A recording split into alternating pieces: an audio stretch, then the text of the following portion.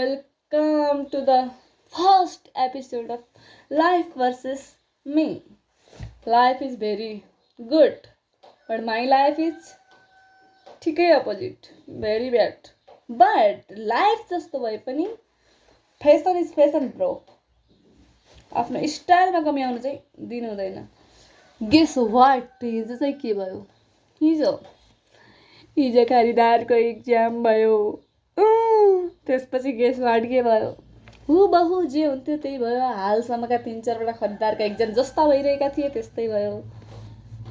हाम्रो जहाज वहाँ गुल्ट्यो जहाँ पानी कम थियो. वाह वाह वाह क्या बात. 5-6 मार्क्सले चुर्लुम्म डुबियो यसरी डुबियो कि त्यहाँबाट उठ्न सक्ने कुनै चान्सै छैन. त्यसरी डुबियो. उठाले रे बाबा. बट यसरी हामीले फेल हुँदै गयौँ भने लोकसेवा पनि फेल हुँदै गयौँ. ब्याचलरको एक्जाम आइरहेको छ, पढेनौँ र ब्याचलरमा पनि यसरी फेल हुँदै गयौँ भने गेस वाट के हुन्छ?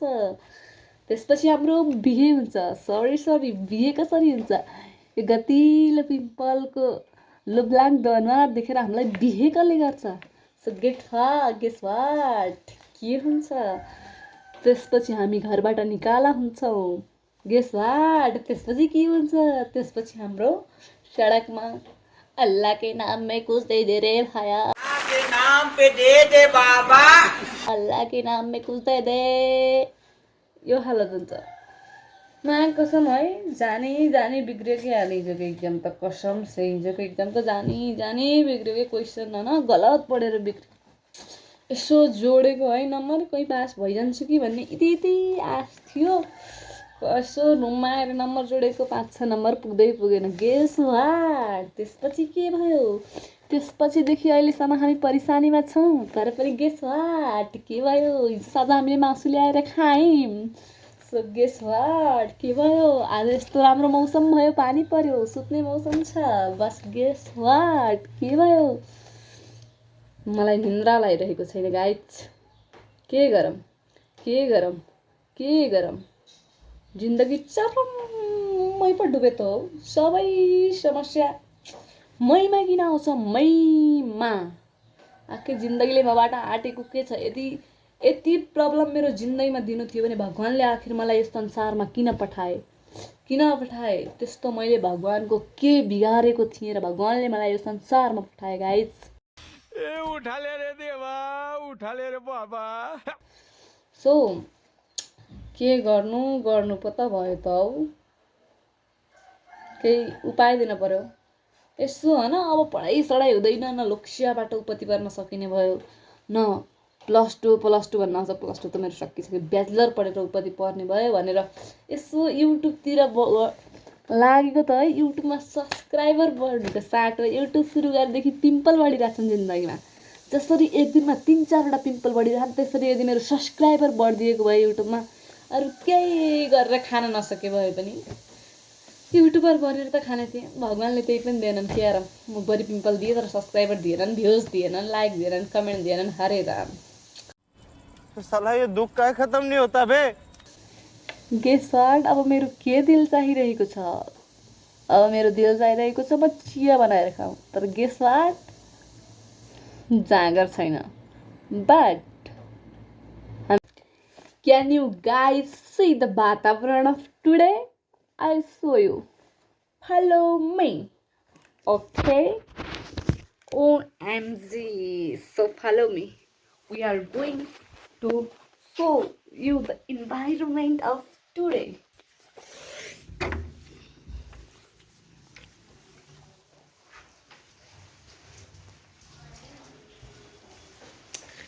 So I show you. हाय क्या मौसम छ. सिम पानी, चिसो मौसम, सुत्ने वातावरण छ. तर जिन्दगीले यस्तो मजाको वातावरणलाई रमाइलो कहिल्यै हुन दिने भएन. जिन्दगी स्याड केही छैन जिन्दगीमा. के गर्नु? कस्तो राम्रो हरिया फुलहरू, पानी तत्तिरहेको छ, मस्तको चिसो पानी परिरहेको छ. बट जिन्दगीले दुःख दिइरहेको छ. मलाई यो जिन्दगीले के गर्न खोजेको केही थाहा छैन गाइस. मौसमले तातो तातो एक कप चिया मागिरहेको छ। अब हामी यति बाहिरको मौसम हेरेर हामी चिया खान जानेछौँ। यसो खुट्टा खुट्टा पनि धोइहालौँ, पानी आइरहेको छ। ओ माई गड, चिसो चिसो चिसो चिसो हावा सरारा रुमाल फरारा। कहिले हँसायो कहिले रुवायो, मलाई यो जिन्दगीले कहाँ पुर्यायो। So welcome back. यसो भन, चिया खान मन लाग्यो। चिया भनेको चिया भन्छन् होला हजुरकोतिर, हाम्रोतिर चिया भन्दैन। हाम्रोतिर चिया भन्छ। चिया खाने हो चिया। ओहो पानी इज रोकिङ गाइज, अलिअलि रोकिङ। बट गेस वाट यति बेला मेरो दिमागमा के चलिरहेको छ? Do you want to know? Yes, of course.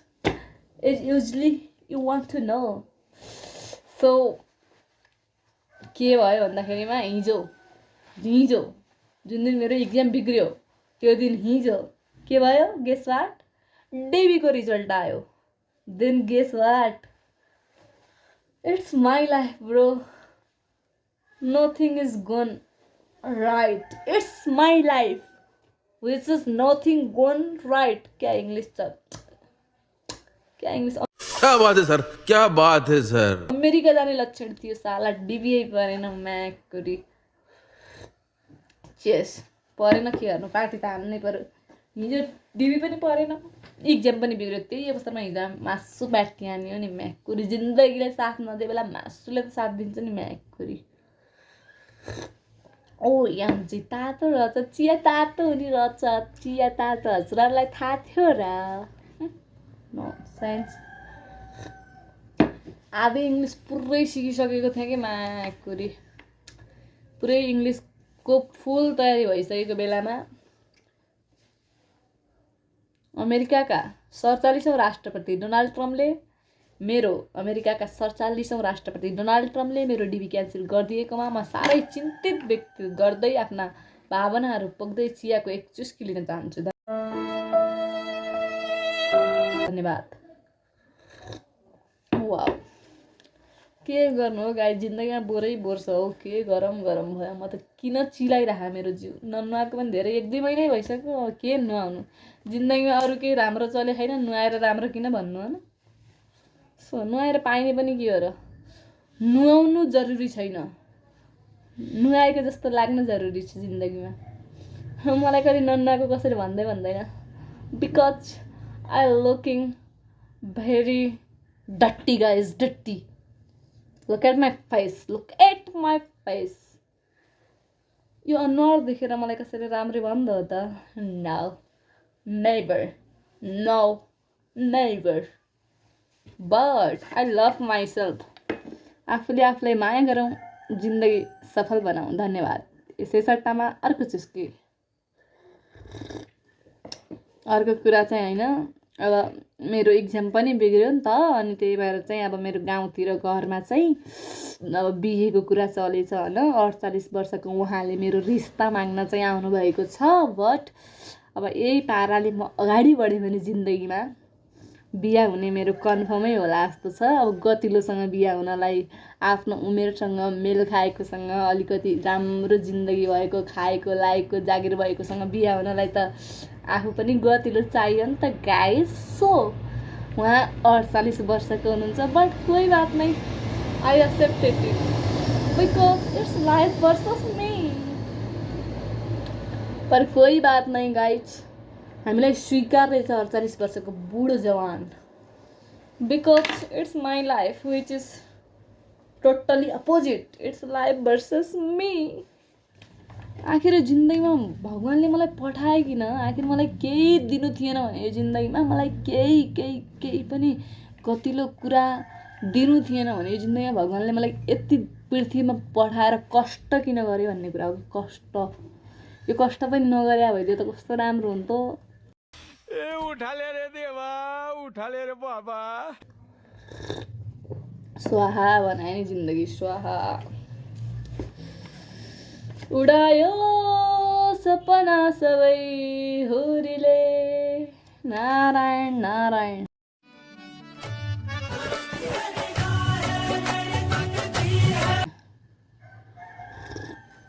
होइन अरूले साथ नदिए पनि पिम्पलले चाहिँ साथ मलाई 100% दिएको छ। एक दिन छोडेर जाने नामै लिँदैन। जति सक्दो माया बर्साइरहेको छ, यसरी बर्साइरहेको छ, यसरी बर्साइरहेको छ। जसरी बर्खायाममा पानी बर्सिन्छ आकाशबाट, त्यसरी नै मलाई पिम्पलले माया बर्साइरहेको छ गाइज। बट अरू केही राम्रो नभए पनि मेरो दाँत चाहिँ राम्रो छ है गाइज। सर्लाक्क परेका 32 दान्त मेरो। विज्ञापन दाँतैको विज्ञापनमा राख्ने जस्ता दाँत।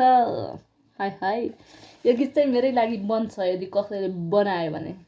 दाँतैको विज्ञापनमा राख्ने जस्तो दाँत। फनेस्ट यो साला डिबिए परेन म्याकुरी। चेस परेन के गर्नु, पार्टी त हान्नै पर्यो। हिजो डिबी पनि परेन, इक्जाम पनि बिग्रियो। त्यही अवसरमा हिजो मासु बाटकी हान्यो नि म्याकुरी। जिन्दगीले साथ नदिए बेला मासुले त साथ दिन्छ नि म्याकुरी। ओ यामजी तातो रहेछ, चिया तातो हुने रहेछ, चिया तातो। हजुरहरूलाई थाहा थियो र? साइन्स आधी इङ्ग्लिस पुरै सिकिसकेको थिएँ कि म्याकुरी। पुरै इङ्ग्लिसको फुल तयारी भइसकेको बेलामा अमेरिकाका 47औं राष्ट्रपति डोनाल्ड ट्रम्पले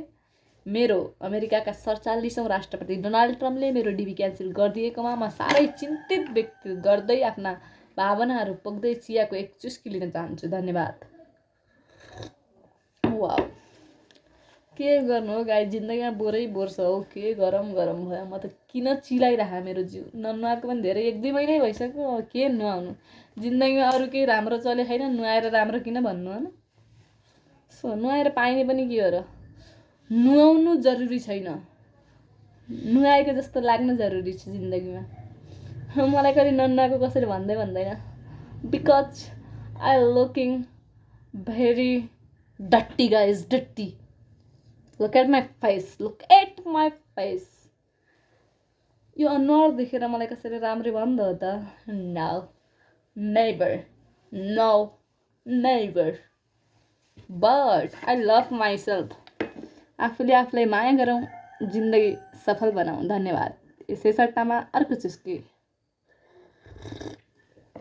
अर्को कुरा चाहिँ होइन, अब मेरो इक्जाम पनि बिग्रियो नि त। अनि त्यही भएर चाहिँ अब मेरो गाउँतिर घरमा चाहिँ अब बिहेको कुरा चलेछ होइन। 48 वर्षको उहाँले मेरो रिस्ता माग्न चाहिँ आउनुभएको छ। बट अब यही पाराले म अगाडि बढेँ भने जिन्दगीमा बिहा हुने मेरो कन्फर्मै होला जस्तो छ। अब गतिलोसँग बिहा हुनलाई आफ्नो उमेरसँग मेल खाएकोसँग, अलिकति राम्रो जिन्दगी भएको, खाएको लायकको जागिर भएकोसँग बिहा हुनलाई त आफू पनि गतिलो चाहियो नि त गाइस। सो उहाँ 48 वर्षको हुनुहुन्छ। बट कोही बात नै, I accepted it because it's life versus me. पर कोही बात नै गाइज, हामीलाई स्वीकार्य छ 48 वर्षको बुढो जवान। Because it's my life which is totally opposite. It's life versus me. आखिर जिन्दगीमा भगवान्ले मलाई पठाए किन? आखिर मलाई केही दिनु थिएन भने यो जिन्दगीमा, मलाई केही पनि गतिलो कुरा दिनु थिएन भने यो जिन्दगीमा भगवान्ले मलाई यति पृथ्वीमा पठाएर कष्ट किन गरे भन्ने कुरा हो कि कष्ट। यो कष्ट पनि नगरे भइदियो त कस्तो राम्रो हुन्थ्यो। स्वाहा बनाए नि जिन्दगी, स्वाहा। उडायो सपना सबै हुरीले नारायण नारायण। होइन अरूले साथ नदिए पनि पिम्पलले चाहिँ साथ मलाई 100% दिएको छ। एक दिन छोडेर जाने नामै लिँदैन।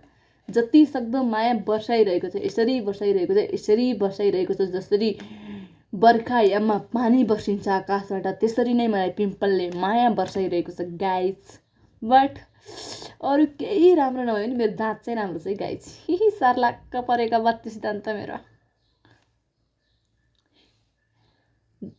विज्ञापन दाँतैको विज्ञापनमा राख्ने जस्ता दाँत।